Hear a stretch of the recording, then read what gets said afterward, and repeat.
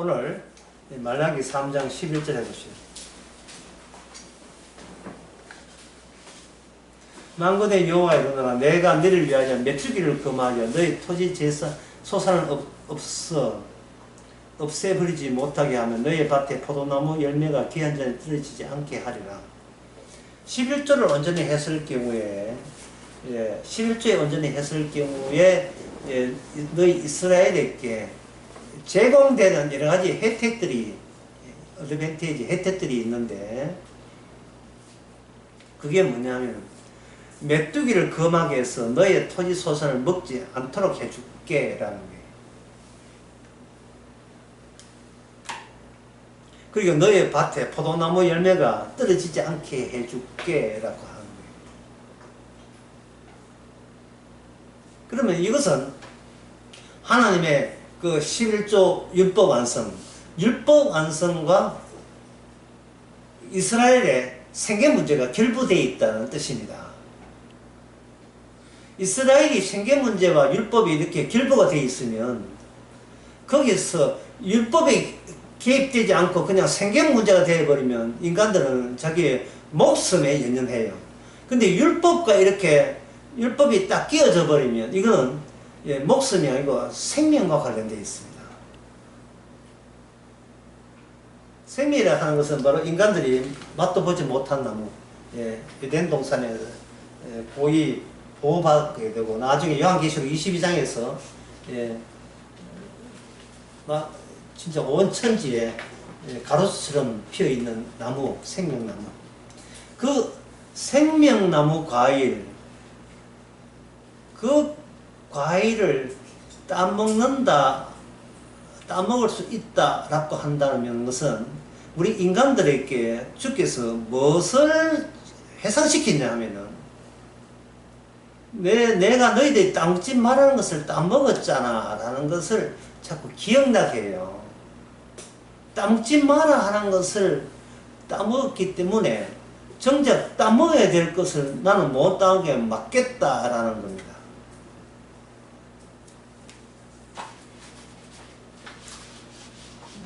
이게 어떤 내용이냐 하면은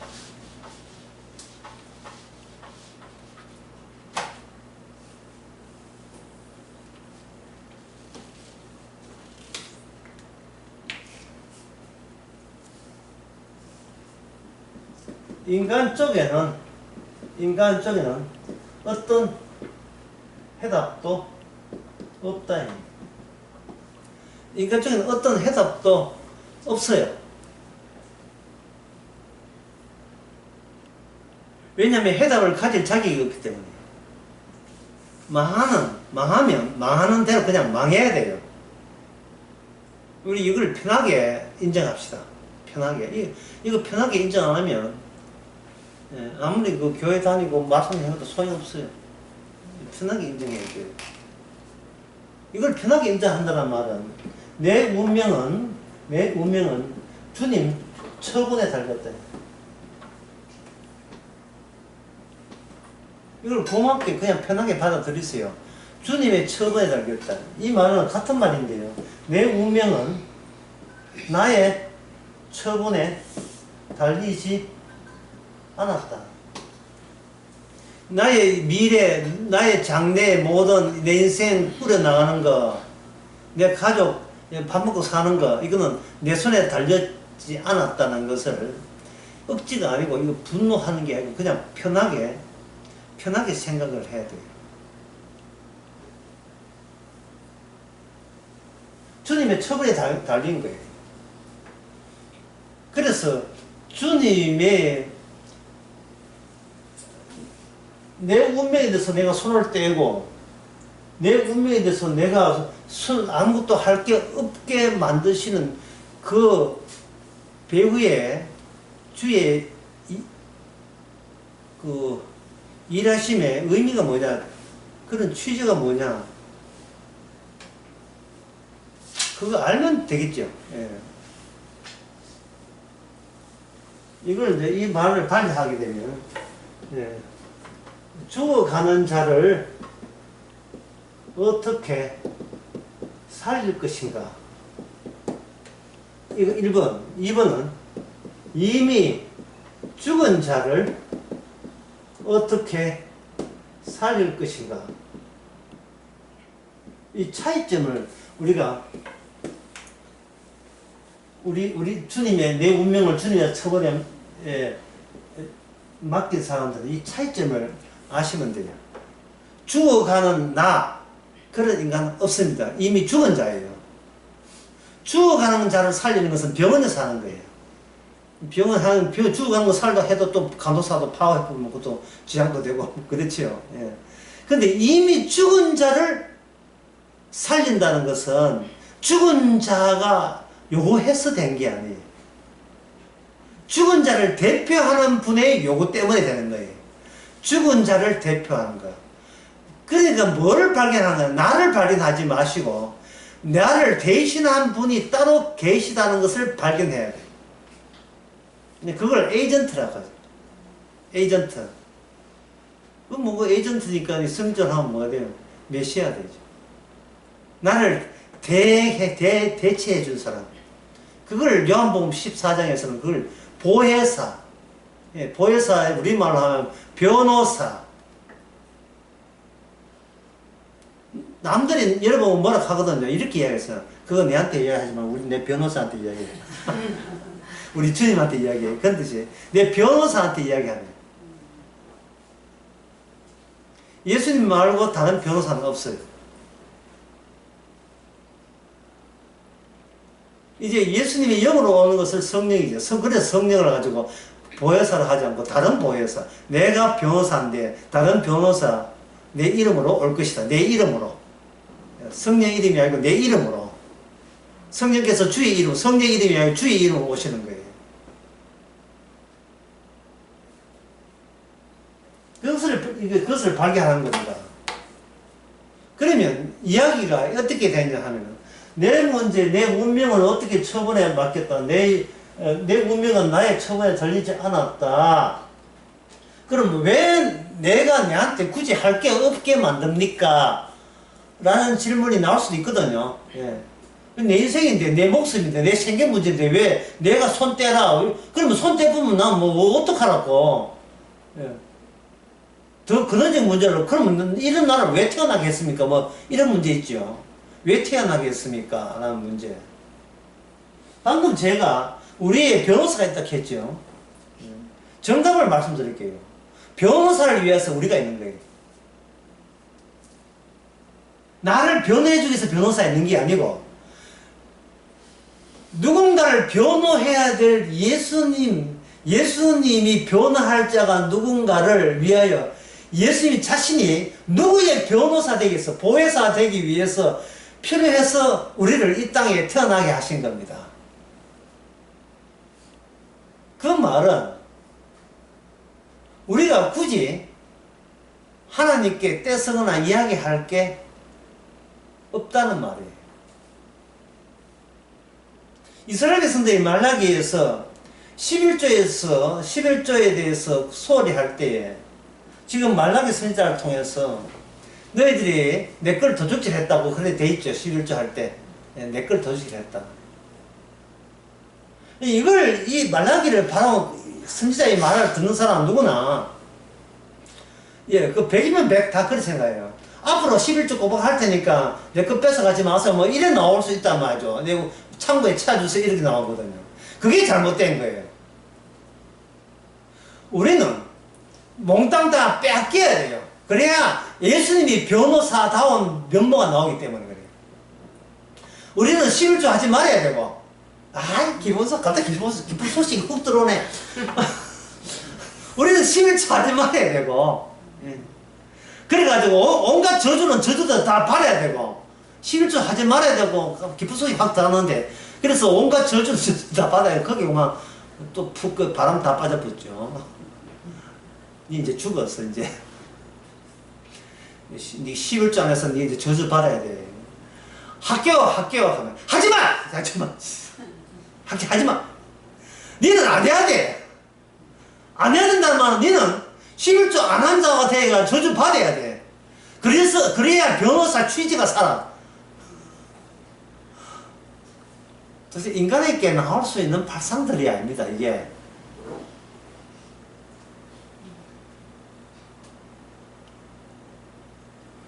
그러면 그동안, 그 사람들이 그동안 우리 이스라엘이 11조 안 했다고 닭달 내는 것은 그 전에 율법에서는 이렇게 닭달 안 냈거든요.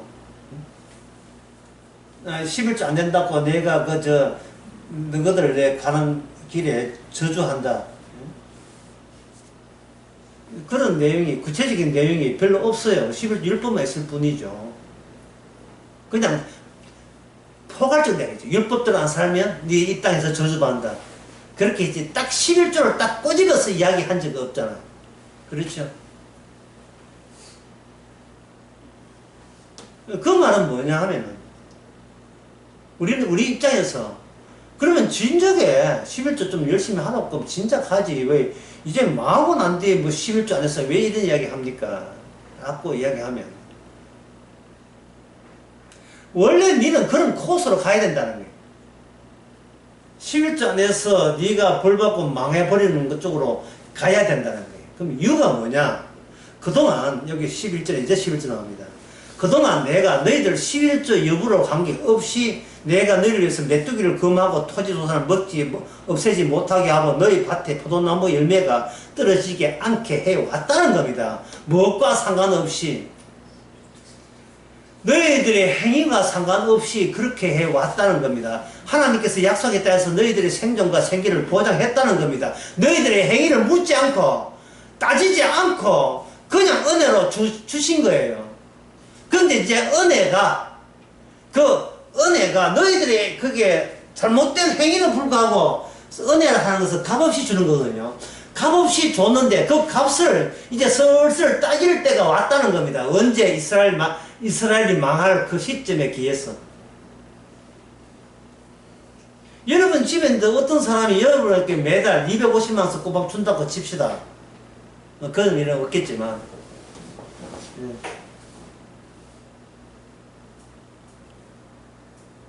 자꾸 입금이 되는 거예요. 이름도 모르는 사람 자꾸 입금되는 거예요. 이름도 무기명, 또는 뭐 죄인, 이름도 죄인 뭐 해가지고 익명서 죄인 이래가지고 온다 이 말이죠. 한 번 보고 두 번 보니까 어떻게 우리 해석하냐는, 하나님께서 우리를 지켜 보호하는구나 이렇게 생각하는 거예요. 하나님은 변호사를 보호하는데 뭐라고 오해하냐면 하나님은 나를 보호한다고 생각하는 거예요.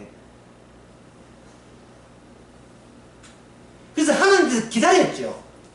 하나님께서 우리 이스라엘 백성을 안 버릴 거야. 11조 가지고 그렇게 뒤끝 있게 잔소리 할 뿐이 아니지. 왜? 11조 안 해도 우리는 포도에 안 떨어지고 11조 안 해도 우리가 메뚜기가 그렇게 난리 칠 때도 있지만 늘 그 산 그릇은 안 했으니까 하나님께서 우리 죄인 앞에 그냥 봐주는 말이다 이래 생각하는 거예요.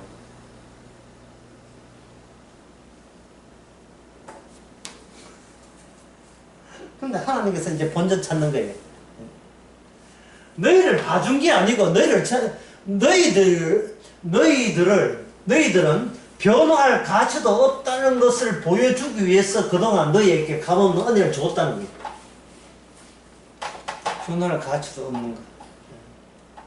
크게 한번 쓰겠습니다. 이게 얼마나 중요한 문제인지요.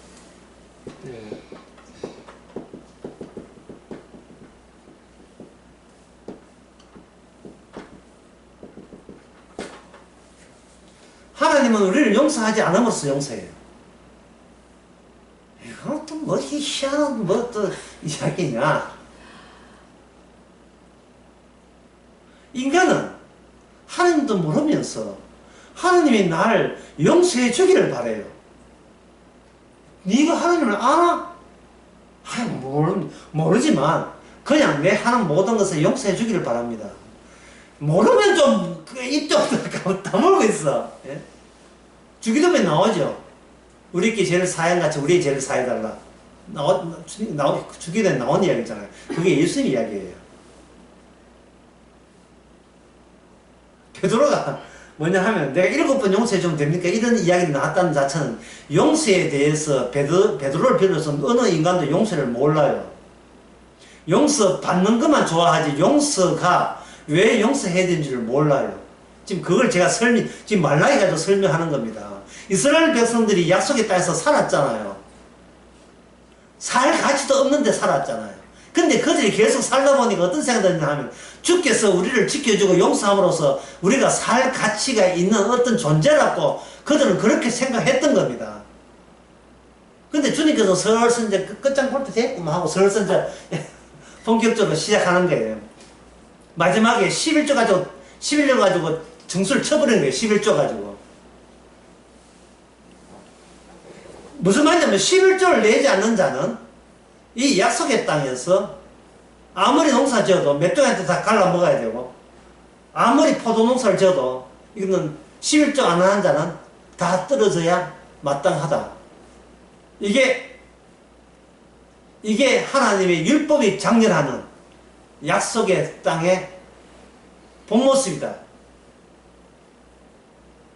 그렇게 이야기하는 겁니다. 그걸 어떻게 이해하냐면 내가 만약에 너희들이 11조를 한다면 메뚜기를 금하여 너희 토지 소산을 못 먹게 하고 너희의 밭에 포도나무 열매를 떨어지지 않게 한다 라고 이야기하는 거예요. 그러니까 이거는 뭐냐면 인간 보호가 아니고 율법 보호예요. 11조 보호예요. 어제 수요일도 그런 이야기 했잖아요. 남녀가 결혼한 게 아니고 율법을 보호하기 위해서 결혼시켰다 이 말이죠. 특히 로마서 7장 1절에 보면 너희가 율법을 알잖아부터 시작하죠. 너희가 율법을 아니까 내가 말한다 라고 시작해요.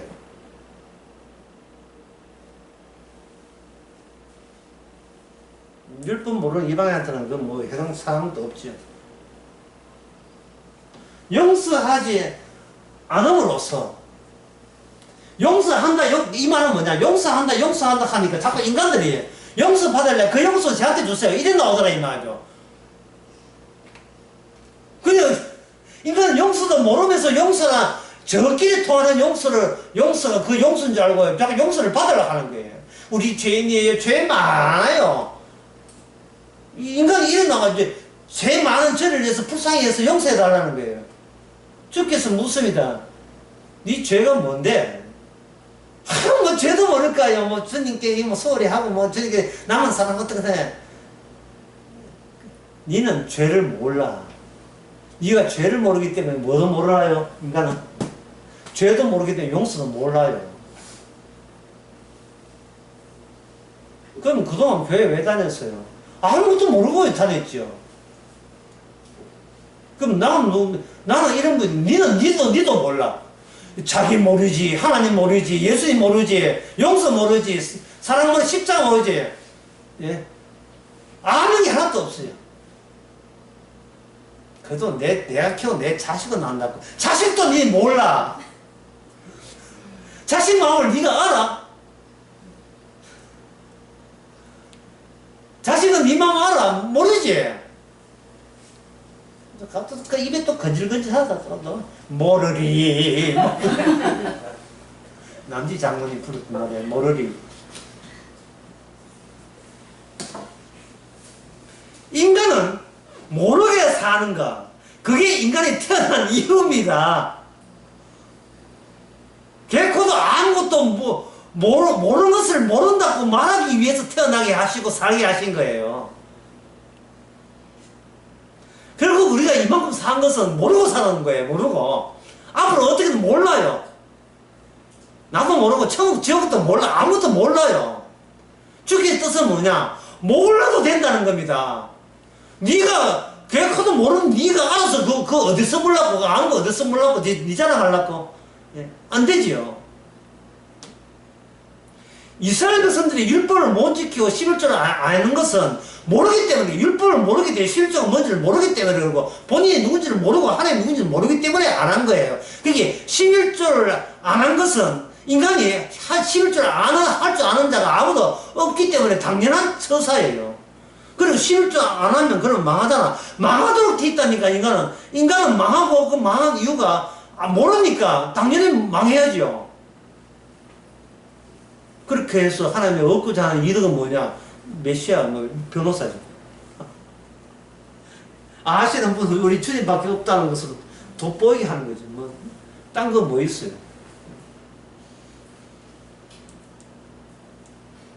죽어가는 것을 어떻게 살릴 거냐? 아까처럼, 죽어가는 것을 어떻게 살릴 거냐가 아니고, 이미 죽은 자를 어떻게 살릴 거냐 하는 것은 이미 죽은 자의 몫에서 떠났습니다. 손에서 떠났습니다. 이걸 그대로 적용시켜 봅시다. 하나님은 우리를 죄를 사하시는 분입니다. 용서하시는 분이에요. 그런데 인간이 용서를 구하기 때문에 용서가 막혀버린 거예요. 방해받는 거예요.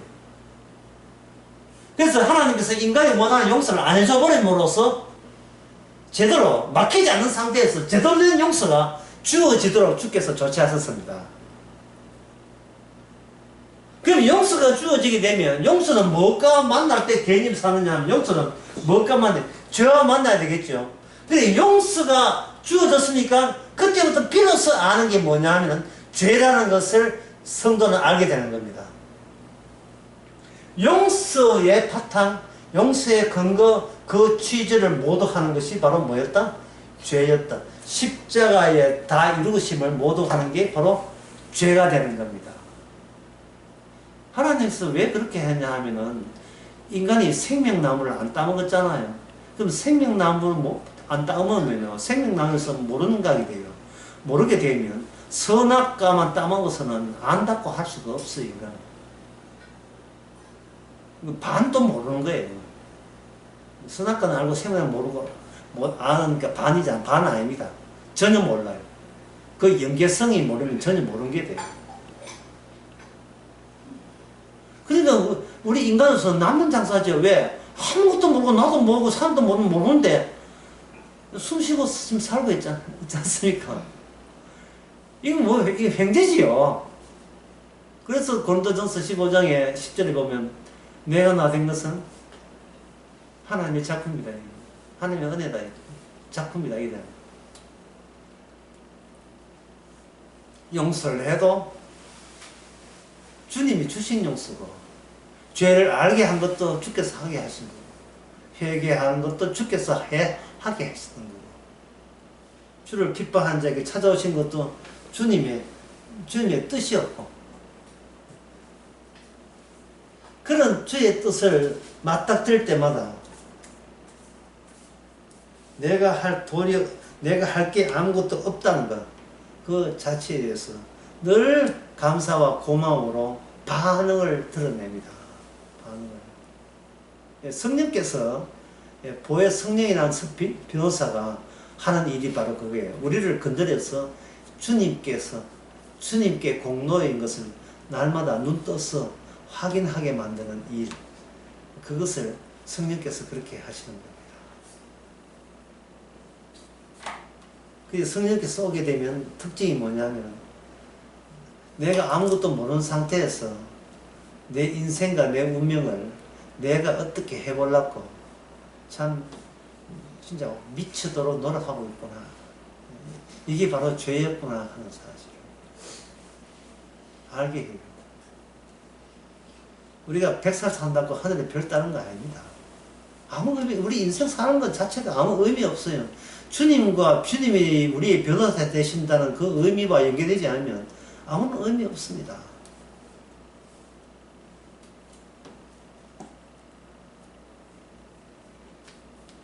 어떤 항공의 노동자가요, 외국에 있었던 일인데, 노동자가 얼마 전에 일하다가 죽었어요.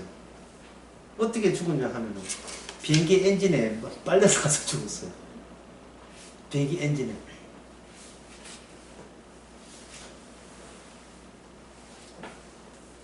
그러면 그 노동자가 있던 자리에는 노동자가 없지요. 쑥 빨려 사라졌으니까. 엔진 속에 가루가 되었을 거니까.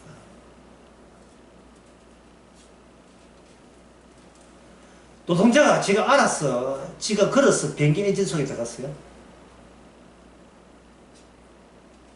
십자가 절약하니까 우리가 알아서 십자가 안에 들어갈 수 있습니까? 없습니까? 못 들어갑니다.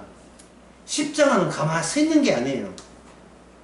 보잉 747보다 더 강력한 힘이 있어요. 그 힘이 어느 세냐 하면 악마의 힘보다 더 셉니다. 우리의 선과 악을 아는 우리의 양심의 힘보다 더 센 힘으로 빨아당겨 버립니다. 쭉 빨아당기죠. 그래서 그 노동자가 이제 비행기에 빨아 죽고 난 뒤에 그 다음날 이제 그 노동자 숙소에 이게 그 다음부터는 신문에 난 게 아니고 내가 상상하는 게 숙소에 개인 사물함이 있겠죠. 옷 갈아입고 있잖아요. 사람은 없는데 사물함 그대로 있죠. 그게 흔적이에요. 흔적. 그 사람이 어제까지 근무했던 흔적, 그 사람의 옷까지, 그 사람이 뭐 휴대폰이라는 뭐 이게 개인 명품, 그 하나하나 흔적, 이게 뭐냐면 그 사람의 역사가 되는 겁니다. 그래서 하나님께서 그 노동자의 엄마가 와가지고 그 벗어놓은 옷 보고 사고 얼마나 통곡하겠습니까? 사람 없는데 옷만 붙들고 아이고 야야 빨리 돈 벌어가지고 네가 내일 모레 결혼한다 해놓고 이게 왜 이 벼락이냐 하고 붙들고 있겠죠. 이 흔적요. 지금 우리 자신이 예수님께서 내 모든 것을 뺏어간 흔적으로서 우리의 육신이 있어요. 우리 육신이. 그러니까 이 육신 가지고 하나의 남은 역사를 이루고 있습니다. 알맹이는 속 다 가져가는 거예요. 이 흔적이라 했는데 흔적이라는 말이 여러분들 이해하기 힘드십니까? 하고 물어요. 그럼 이걸 바꿀게요. 구멍으로. 그 어떤 식으로 예를 들 수 있냐 하면은 티눈 있죠. 발에 티눈. 발에 티눈이 있는데 큰 티눈이 약국에 가서 이렇게 바르면 이렇게 툭 빠져요. 티눈 빠지고 남는 그 분화구 같은 그 구멍. 티눈이 쏙 빠져버려요. 그러면 그거 남아있잖아요. 도토리, 알맹이 빠지고 도토리 알맹이로 받치고 있는 그 받침대. 그게 눈에 보이는 육신이에요. 우리 육신. 소위 사람들 보기에 동창생 만나고 친구 만나고 하는 그거. 그게 구멍과 구멍의 만남이에요. 사라져.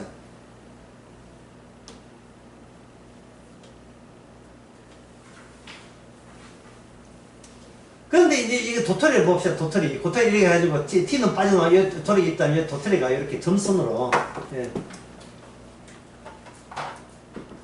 섬선에 있는데 이게 이 자아가요. 시간이 좀 지나면 이 자고 이게 점선이 뭐로 바뀌냐 하면은 이게 실선으로 바뀌어요. 내가 역사가 얼마인데 바꾼다. 실선으로 바뀌면 가만히 있는 게 아니에요.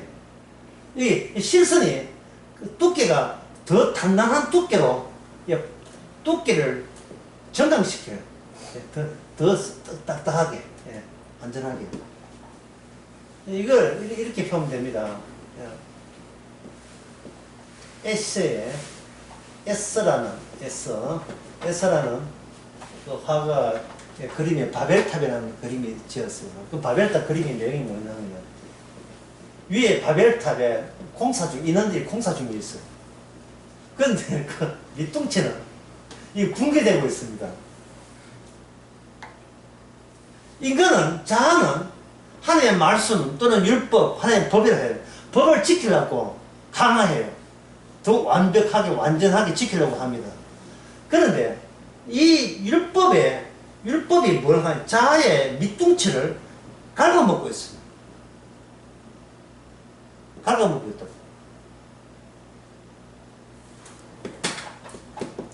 여러분 횟대 압니까? 횟대. 하나의 한 다선으로 되어 있는 나무 막대기 같은데 횟대. 닭이 이렇게 횟대에 앉아서 뭐 울기도 아까 울기도 하는데 그때 지들이 닭을 잡아먹을 때 그 촌이죠. 먼저 촌에 조선에 그러는데 촌에 닭 키우는데 쥐들이 와서 닭을 어떻게 죽이느냐 하면은 닭의 발이 몇 개입니까? 2개지요. 한 발을 간지래요. 쥐가 와서 막 간지래면 닭이 기분이 굉장히 좋아요. 기분이 좋아가지고 너무 기분 좋아할 때 한쪽 발을 갉아먹고 죽이고 한쪽에 쾌락이 증가하게 되면 자기 죽는 것도 몰라요. 마약 같아. 마약 같아. 인간은 마약을 먹어서가 아니라 모든 인간은 마약을 찾고 있어요.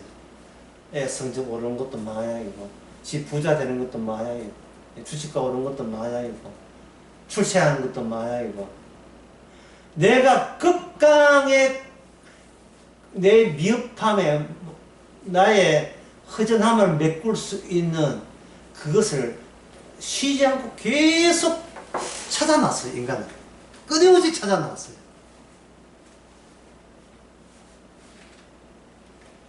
누가 그렇게 하는 거예요? 마귀가 그렇게 하죠. 마귀가 그렇게 해요. 해놓고, 그 할 때 동원되는 게 뭐냐면, 선악책입니다. 선악체계.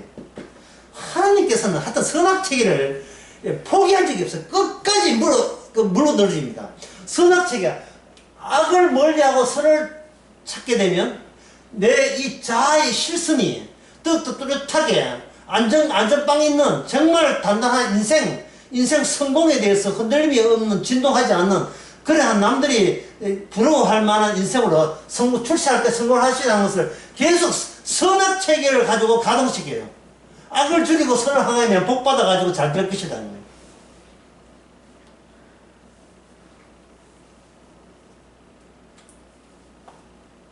그러니까 제가 한번 글을 한번 써볼게요. 이것도 중요한 건데.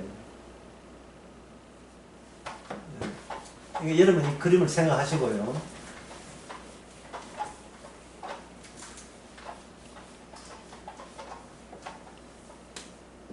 교인들이 예수님을 무시하지 않습니다. 교인들이 지옥 가는 이유는 예수님을 무시해서가 아니라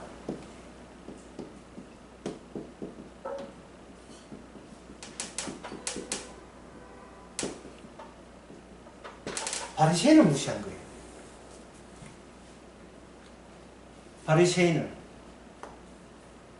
바리새인은 어떤 해답을 제시해서 종교 지도자로 자처한 사람들이에요.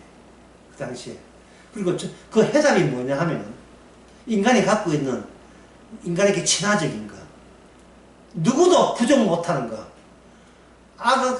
악을 나쁜 짓을 하면 하늘의 노에서 벌받아서 불행해지고 착한 일을 하게 되면 하늘의 복의 행운이 추가되어서 네가 하는 소원이 이루어진다는 거예요. 이거는 어린애들부터 해서 어른들까지 여기에 대해서 아니요라고 할 사람이 없어요. 그게 선악책이에요. 그래서 사람들은 예수를 무시하잖아요. 우리 감히 하나님을 어떻게 무시하겠습니까? 근데 교인들이 뭘 무시하느냐 하면 바리새인들 무시하기 때문에 예수님의 적이 그 당시 누구였습니까? 예수님을 누가 죽였습니까? 바리새인이 죽였잖아요. 그 바리새인을 빼버리니까 남는 건 뭐겠습니까? 예수님 좀 좋아하고 좀 존경하지. 아이고 뭐 그렇게 별나게 했냐. 우리는 바리새인 되지 말고 예수님을 사랑하자. 그렇게 하자. 이래 나오는 거예요. 바리새인이 무슨 짓을 어떤 생각을 했는가를 바리새인은 딴 사람인 줄 알고 이거 다른 생각을 하고 있는 사람이라고 크게 오해하고 있는 거예요. 바리새인은 모든 인간들의 모든 체계의 꽃봉오리예요. 꽃봉오리예요. 그냥 활짝 핀 꽃이에요. 인간의 모든 지혜와 윤리와 도덕과 예술에 만개한 것이 바리새인 사고방식입니다. 그러면 우리가 이걸 알았으니까 이제 반대로 나갑시다. 바리새인을 무시하지 않는다는 말은 무슨 뜻일까요? 바리새인을 무시하지 않는다. 그 누구도 바리새인에서 발 뺄 사람은 아무도 없다. 그 누구도 예수님을 안 죽일 사람은 아무도 없다가 되는 겁니다. 그러니까 인간은 바리새인의 아까 말하고 여기 바리새인은 자기를 점선으로 봅니까? 실선으로 봅니까? 예, 실선이죠. 실선. 뭐 장마가 내가 또 혜연이가 지금 잠이 막 그래서 내가 여기서 또 한 예를 또 드리겠다. 예.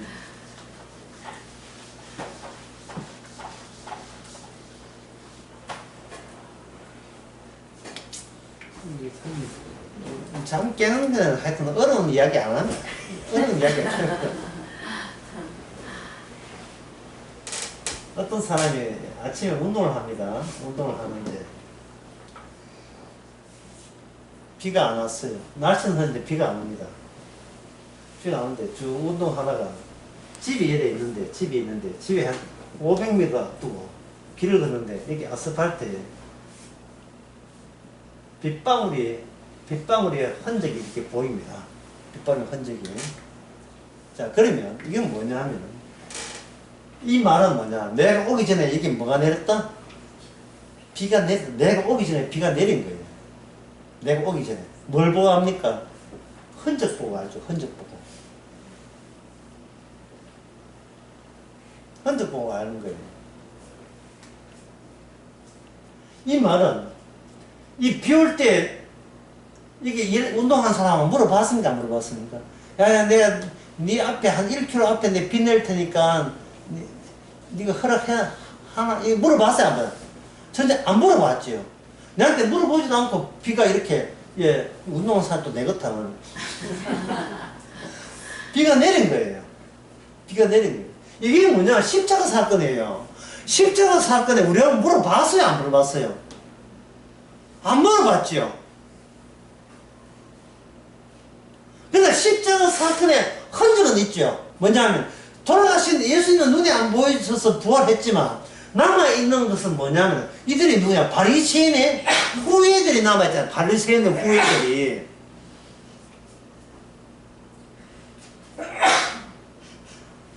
주님께서 우리하고 만나기 전에 이 지진이 오기 전에 이미 인류를 대표하는 유대민족 그 지도자들을 이미 만났어요.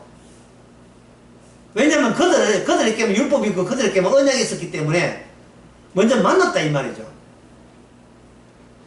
만나서 그게 언약의 내용을 인간들을 대표자를 만나가지고 확실하게 분명히 했습니다. 나는 바리새인적인 사고방식과 동일한 사고방식을 하고 있는 그 인간에게 나는 맞아 죽는 하나님으로 이 땅에 나는 왔다 이 말. 바리새인과 동일한 사고방식으로 생각하는 사람. 그 교인들 문제가 예수를 무시하지 않는 것이 아니고 뭐가 했습니까? 바리새인들이 무시하는 거예요. 그럼 우리는 오늘날 성도는 우리는 바리새인하고 한패잖아요. 한패진이에요. 그러면 바리새인 차이점이 뭐냐? 이 오면서 뭐라고 하냐? 비 왔네. 내 오기 전에 여기 비 왔네 이래죠. 아 진짜 중요한 겁니다. 예? 여기 비 왔네. 예? 여기 다른 말 하면 십자가 사건이 이미 터져버렸네 이래 되죠. 내가 오기 전에. 그럼 나랑 상관이 있습니까 없습니까? 나랑 상관없죠. 나는 그 시대에 안 태어났으니까. 여기 더 억명할까요? 선악과는 내 오기 전에 누가 이미 따먹었네. 누가 이런 고백을 한다고요? 성도가 이런 고백하는 성도가 이기 때문에 이런 고백을 하는 거예요. 이게 선거가 뭐냐? 이게 바로 갈라디아 6장에 나온 나는 예수의 흔적을 가졌네 이 말이에요. 사도 바울이 예수님을 부활할 예수님 만났지 십자가 진 예수님을 안 만났어요. 십자가 질 때는 이게 강도 투사하고 뭐 다른 사람 도망가 버리고 현장에 군인들하고 몇 명 없었어요. 그 현장에 가본 적 없어요 사도 바울이. 그러나 사도 바울은 갈라디아 6장에서 자기 십자가의 흔적이 있다고 했죠. 사건은 흔적을 남기는 거예요. 내게 속한 소자, 그게 마태복음 20장보다는 소자, 그런 취재로 있는 겁니다. 계속 진도 나가는데, 지금까지 한번 정리하고, 진도 계속 더 나가봅시다. 제가 무슨 이야기 하냐면, 말라기에서 11조 안 했다고 닭달 낼 때에, 하게 하면, 사람들은, 앞으로 잘할게, 앞으로 11조 안 하고 꼭 낼게요, 하는 그런 취지가 아니다, 이 말이죠. 11조 가지고 닭달 내겠다는 말은 너 역사 끝났어라는 뜻이에요. 너희들이 실선의 역사가 뭐로 이제 된다? 점선의 역사가 되는 거예요. 나 너희들 친으로 보게 뽑아낼 거야. 아예 뽑아낼 거라는 뜻이에요. 아예. 이 말라기에 끝부분에 그게 나와요. 아예 뽑아낸다.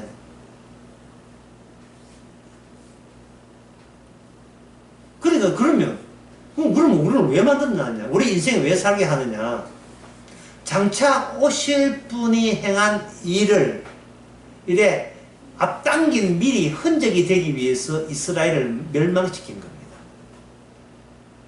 율법에 의해서 어떤 인간도 율법으로 합당하게 율법을 성취할 자가 아무도 없다는 것을 분명히 하기 위해서 모범이 아니지만 사례로 이스라엘을 뽑아서 기어이 그들을 망하게 하신 거예요. 그러니까 내가 여기에 운동하기 이 주임이 올 때까지 일어났었어요 벌써. 이게 성경이잖아요. 이스라엘 영상 망했고 바리새인 찔렀고 주님 그 차에 찔림 받았고 뭐 난리도 아니었어요. 왔어. 여기 십자가 사건 터졌네 라고 그걸 알아보게 한다는 거. 그게 바로 우리 구원을 하는 게 아니고 예수님을 주 대신으로 드러내기 위해서 성령께서 그렇게 예수님을 변호하기 위해서 우리를 이렇게 그 자리 현장에다가 우리를 채택한 거예요. 니한테만 알려줄게. 이런 식으로 뽑아세운 거예요. 그러니까 이런 이야기가 결국 어디로 가냐 하면 결국 우리로 하여금 예수의 정인되는 거예요. 어제 수요일도 그런 이야기 했습니다만 그 로마서 7장 4절에서 남편이 죽으면 나는 다른 남자하고 사귈 수 있고 만날 수 있다 라는 것이 율법의 뜻이 아니고 율법의 뜻은 뭐냐 하면은 남편 죽을 때 단독으로 있는 너도 같이 이제 죽은 거예요. 이게 남편이 죽었다 이 말은 그 남편이 죽었다는 말은 하나님은 사람 편이 아니고 무슨 편이다? 율법 편인 거예요. 그 율법 편에 쓰이는 그 율법에 있다는 그 취지를 인간이 계속해서 부응할 수 있는 존재가 아니라는 겁니다. 단독됐을 때는. 그럼 어떻게 하느냐? 그리스도의 몸으로 하나가 돼야죠. 그리스도의 몸이 되면 율법을 이룰 수 있는 거예요. 그리스도의 몸. 내 몸이 아니고 그리스도의 몸.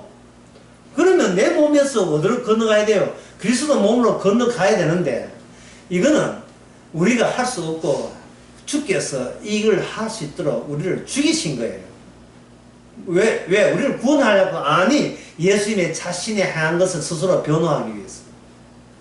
내가 죽었다는 사실을, 그것이 율법을 이루기 위한 주가 된다는 사실을 증거하기 위해서 우리를 다른 변호사, 성령을 보내서 알게 하신 겁니다.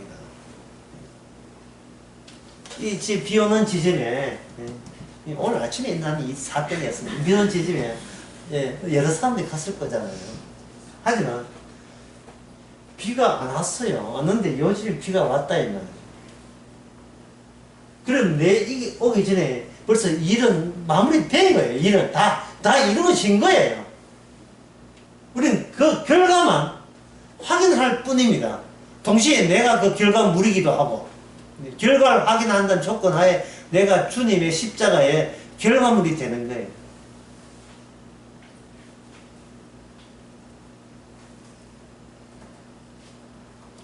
13절 봅시다. 여호와가 이르노라 너희가 완악한 말로 나를 대적하고도 이르기를 우리가 무슨 말로 주를 대적하였나이까 하노라. 이제 여러분 지금 강의 이해하십니까? 자기에 대해서 알아야 몰라요. 몰라요. 예. 앞으로 11조 살겠습니다. 말도 안 한다니까요. 인간들이 뭘 내가 잘못한 걸 알아야 고치지 않습니까? 이래 나온 거예요. 그게 뭡니까? 선악책이에요.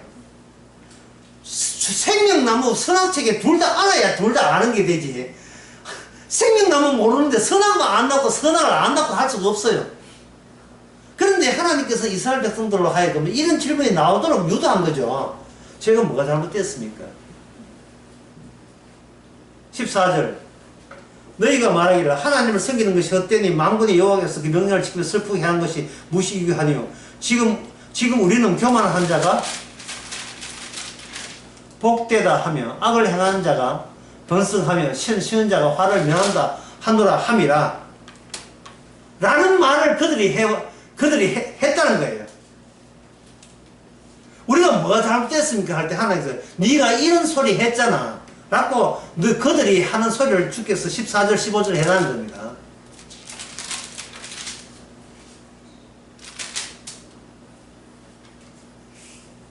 그러면 그들이 하나님을 믿은 거예요? 아니면 하나님을 이용한 겁니까? 평소에 하나님을 어떻게 하면 잘 사귀어서 어떻게 해보겠다고 예쓴 거죠. 하나님께 예를 쓴 거죠. 그럼 오늘 강의 이야기에 하면 그 이스라엘 백성들이 지금 모르고 있는 게 뭐가 모르고 있는 겁니까? 자기보다 앞서 있었던 자기가 몰랐던 하나의 사건에 대해서 그들은 지금 모르고 있는 겁니다. 하나의 사건. 그 사건이 나중에 어디 나오냐 하면 여기 드디어 4장에 보면 나옵니다. 그 사건이 모든 것을 4장 1절에 모든 것을 멸망시키는 사건 나옵니다.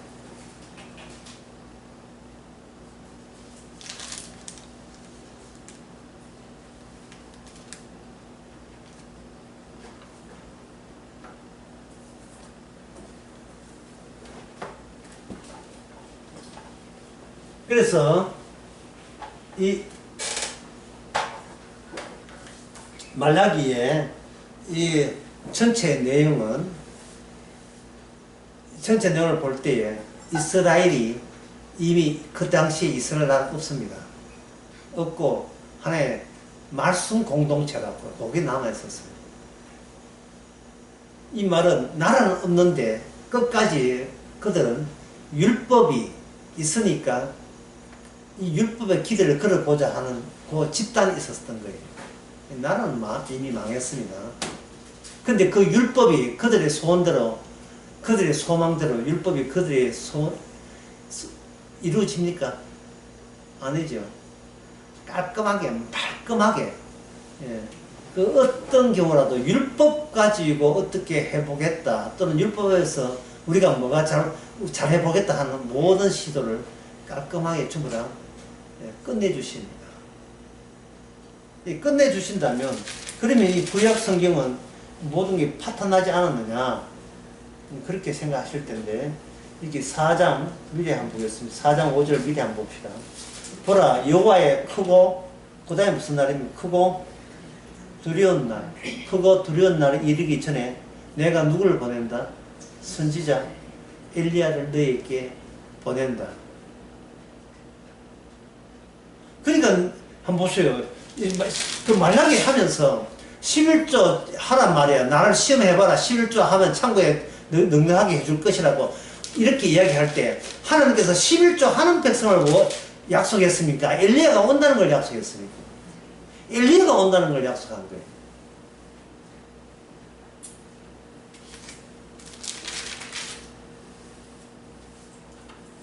(11조에) 대해서는 지난번 할 때 멜기세덱과 관련시게 제가 설명했지요.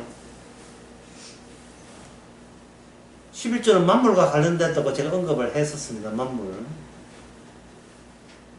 그건 어느 설계인가 그 만물은, 이제 지난 낮 설계 만물은 희생, 목 부분이 희생이 날아간 어린 양과 목숨이 교체된 자만이 만물이 되어 있죠. 6월절 날 어린 맞이만 다루기 때문에.